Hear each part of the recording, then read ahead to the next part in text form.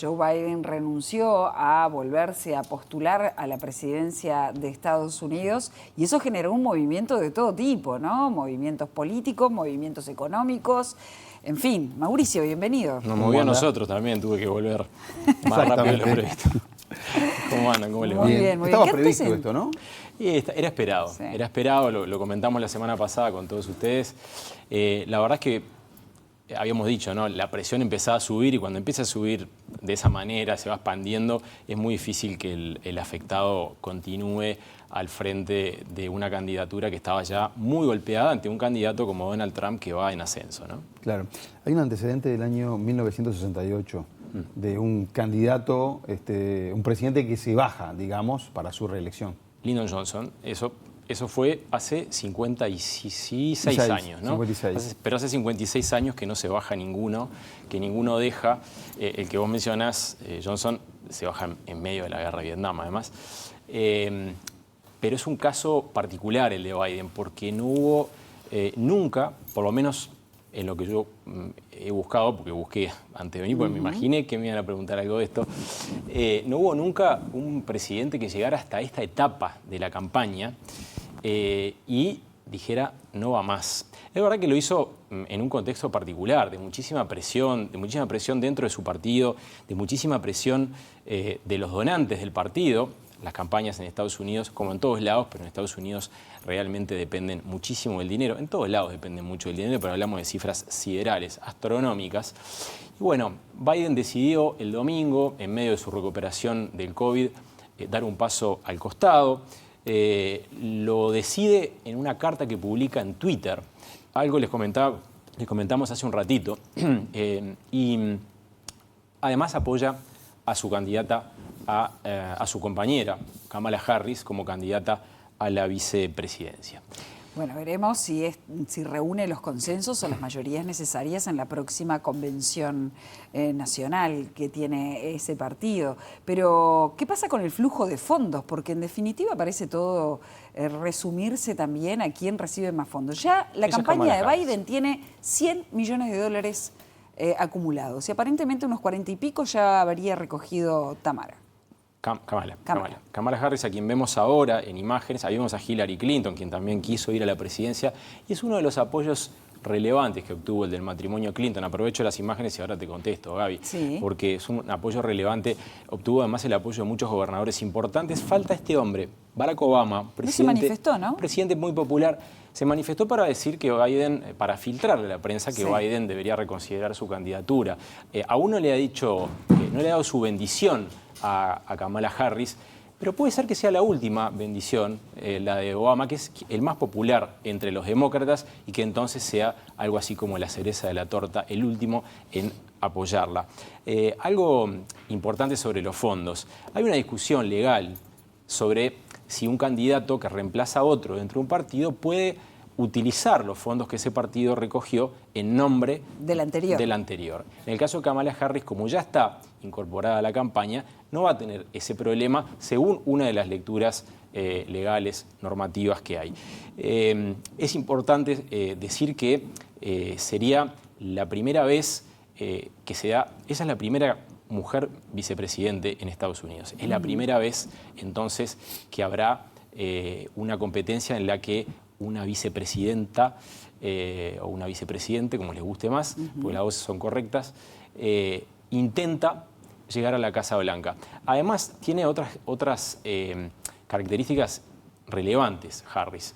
Es una mujer que se ha pronunciado a favor del derecho al aborto, un punto en el que va a chocar de frente contra los republicanos de Trump, porque el vicepresidente, el candidato a vicepresidente, de Donald Trump, es alguien que quiere limitar el derecho al aborto a nivel federal. Recordemos que Estados Unidos es un país federal, claro. Cada estado tiene su autonomía, cada estado tiene decisiones que toma por sí mismo. Bueno, ahí va a haber un choque muy fuerte.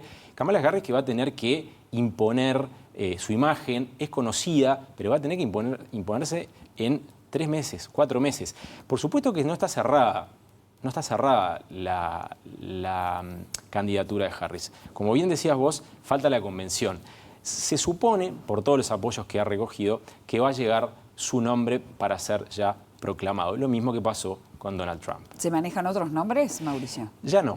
Ya te diría que hoy no, porque los gobernadores que estaban en la lista ya le dieron su apoyo. Algunos ex legisladores, algunos ex candidatos que también se nombraban ya han cerrado filas detrás de Harris. Y es de alguna manera, como decía el informe recién, es como la candidata natural. Además tiene 4 meses. Muchos de quienes estaban en esas listas de nombres, esa danza de nombres, están pensando en las elecciones siguientes, no en arriesgar su carrera política, sus objetivos mayores, que llegar a la presidencia, en una campaña que es muy difícil y muy difícil de ganarle, como decíamos, a un candidato en ascenso. No es que no pueda, pero por supuesto tiene ciertas dificultades adicionales. Como no se había pronunciado Barack Obama para apoyar a Harris, pensé que Michelle Obama todavía podía estar en carrera, pero no. No. La verdad que nunca ha estado más allá del imaginario de los analistas. Ella es alguien que no ha querido estar en la lista de nombres. No es alguien que tenga interés particular, por lo menos ahora, por la presidencia. Yo quiero mostrarles algo, le voy a pedir a los compañeros de control que tengan pronta una gráfica que tenemos prevista, porque me gustaría contarles un poquito sobre cómo están las encuestas, porque hemos dicho muchas veces, y vamos a dejar este gráfico un ratito en pantalla, hemos dicho muchas veces que Kamala Harris con Biden candidato no marcaba mucho en las encuestas. Bueno, miren lo que son los números. Ustedes van a ver de la derecha hacia la izquierda de su pantalla a Trump, Harris. La otra, la comparación Biden-Trump con sondeos que publicó NBC, que es una de las principales cadenas norteamericanas de televisión. Fíjense los números de Harris. No está tan lejos de Biden, no está tan lejos en la preferencia de los votantes. ¿Cuál es el tema que hablamos siempre? En Estados Unidos el voto no es obligatorio y por lo tanto la oferta a los votantes tiene que ser interesante para que salgan de sus casas a votar. Ahí es donde está el desafío principal de Kamala Harris, en el de marcar su presencia, en el de defender los logros de este gobierno. Ya lo empezó a hacer hoy, ya dijo que Biden, quien es su jefe, quien es su primer apoyo, no su principal apoyo, pero sí su primer apoyo, fue un presidente sin parangón en la historia, que ha hecho una gestión fabulosa en 4 años.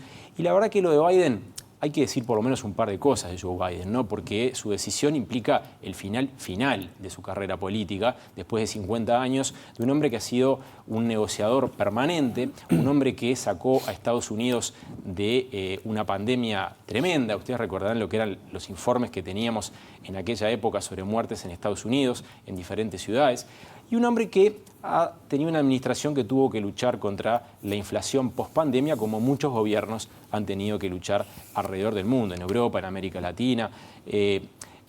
50 años de carrera política que tal vez queden manchados por una decisión un poco tardía, pero con toda seguridad, con el paso del tiempo, Biden va a ser recordado, en definitiva, como un presidente que fue el presidente de la pandemia. Mauricio, ¿cuánto puede jugar en la agenda contemporánea de derechos y de avance de minorías el hecho de que sea una mujer afrodescendiente, aunque si bien la colectividad también dice que no lo suficiente, pero afrodescendiente, que sea mujer y también que defienda el aborto, entre otros elementos que son de la agenda contemporánea mundial? Sus orígenes, además, su ascendencia es asiática también, ¿no?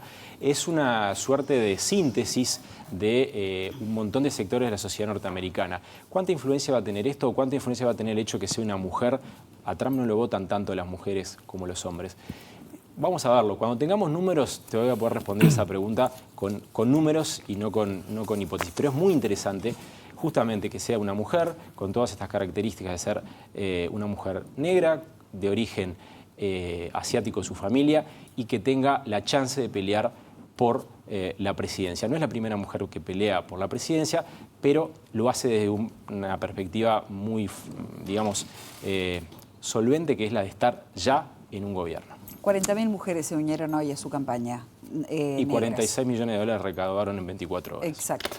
Bueno, muy bien, gracias, Mauricio. Gracias, vamos a seguir analizando este tema más adelante. Además, la convención de los demócratas es en el mes de agosto, mediados de agosto, y ahí hay que ver, ahí se oficializa quién es el candidato al final, ¿no? Del 19 al 22, creo. Tenemos para seguir.